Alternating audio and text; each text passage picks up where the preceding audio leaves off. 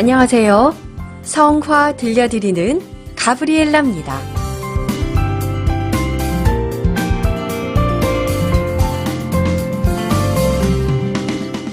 3월 20일은 복되신 동정 마리아의 배필 성 요셉 대축일입니다. 축일을 맞이하는 분들께 하느님의 사랑이 함께 하시기를 기도합니다. 요셉 성인은 예수님의 양부이자 성모님의 남편으로 마테오 복음 1, 2장과 루카 복음 1, 2장에서 예수님의 탄생과 함께 언급되고 있습니다.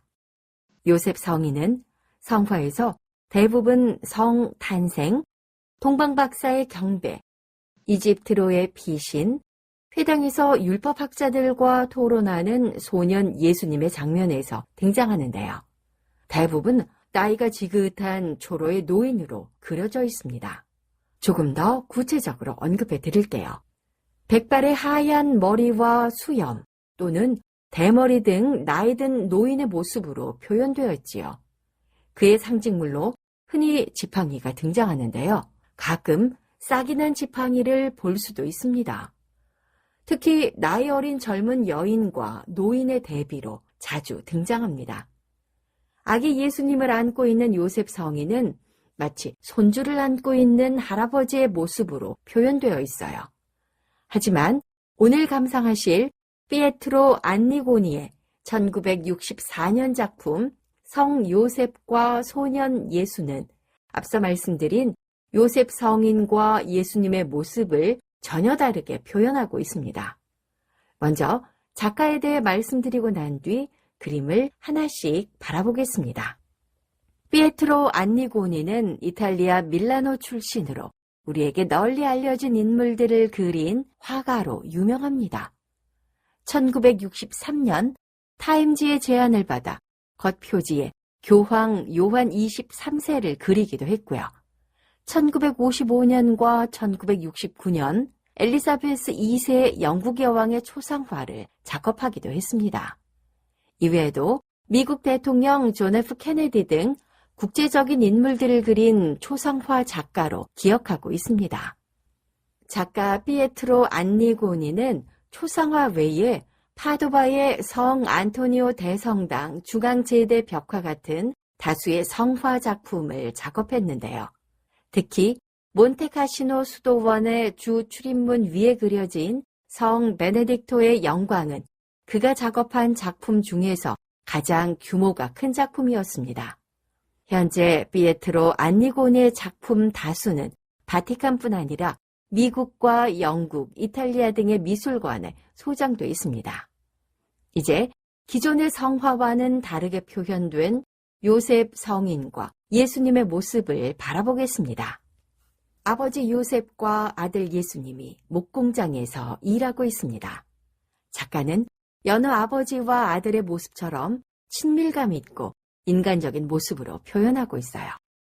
아버지 요셉은 전통적인 표현에서 사용되던 양부의 모습과는 다르게 자연스러운 아버지의 모습으로 등장하고 있습니다.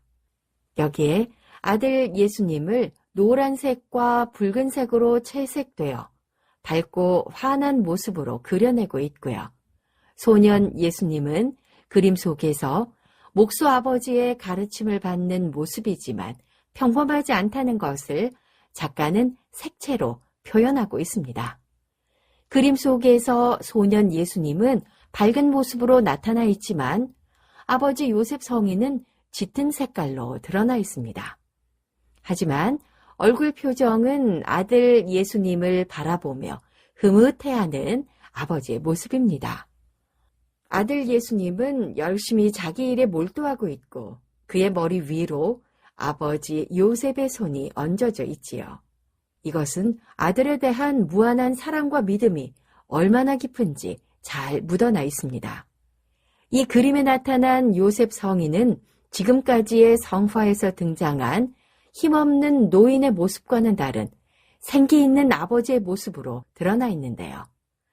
듬직한 제구는 소년 예수님에게 어떤 시련이 오더라도 도와줄 수 있는 믿음직한 아버지의 모습입니다. 이 작품 속의 요셉 성인을 계속 바라보고 있으면 기존의 전통적인 요셉 성인의 이미지를 벗어나 더 현실적이고 정감 있는 아버지, 친밀감을 느낄 수 있는 아버지의 모습이라 좋은 듯합니다. 프란치스코 교황님께서는 지난 2015년 가정교리에서 아버지의 역할을 강조하셨고, 지난 2020년 12월에는 보편교회의 수호자 성 요셉 선포 150주년을 맞아 교황교서 아버지의 마음으로를 반포했습니다. 교황님께서는 교서를 통해 지난 2021년 12월 8일까지 1년을 성 요셉의 해로 선포하기도 하셨지요. 이 교서에서는 성인을 사랑받는 아버지, 온유한 사랑을 베푸는 아버지, 순종하는 아버지, 받아들이는 아버지, 용감하고 창의적인 아버지, 노동하는 아버지, 그늘에 가려진 아버지의 모습으로 묘사했습니다.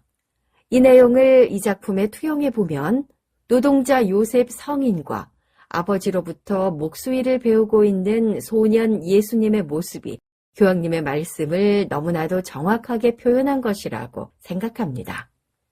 오늘 이 그림을 보면서 이런 질문을 던져봅니다. 예수님께 요셉 성인은 어떤 분이셨을까 하고요. 여러분도 저와 같이 생각해 보시겠어요? 제가 생각하기에 예수님께 요셉 성인은 높은 산이지 않았을까요?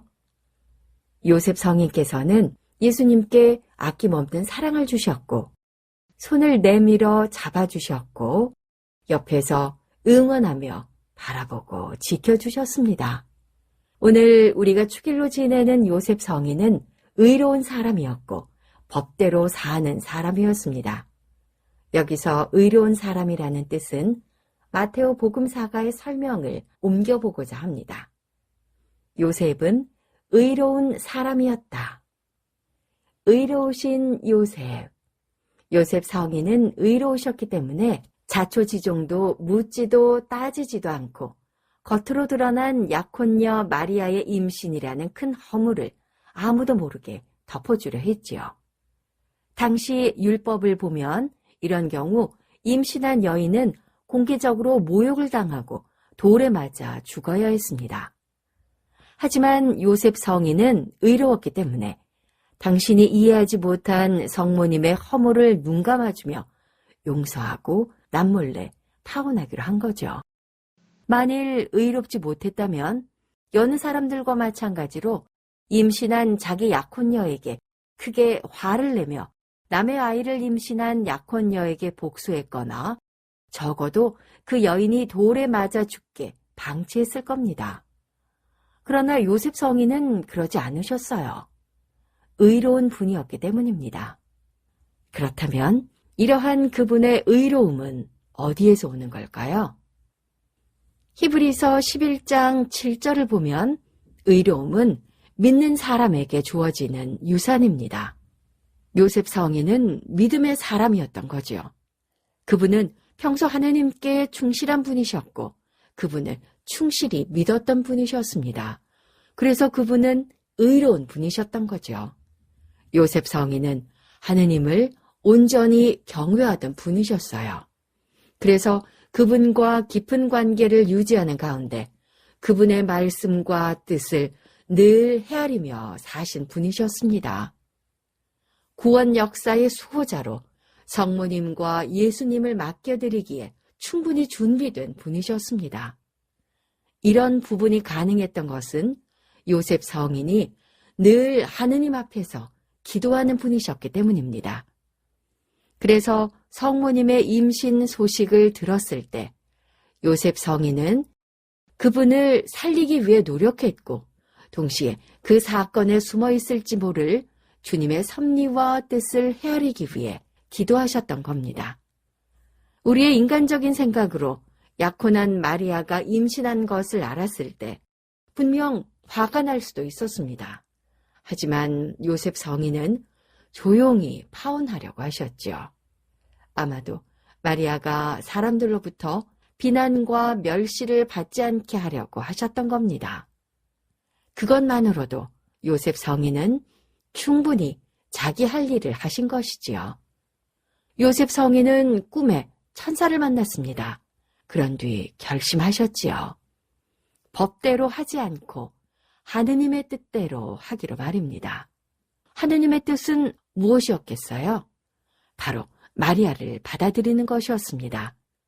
요셉 성인은 이제 법대로 살기보다는 하느님의 뜻대로 살기로 했습니다.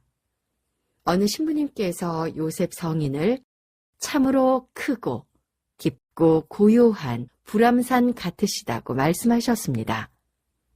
그 신부님께서는 요셉 성인을 가리켜 배려와 존중의 큰 산 같은 마음의 사람, 침묵과 경청의 깊은 산 같은 사랑의 사람, 겸손과 순종의 고요한 산 같은 믿음의 사람이라고 하셨습니다.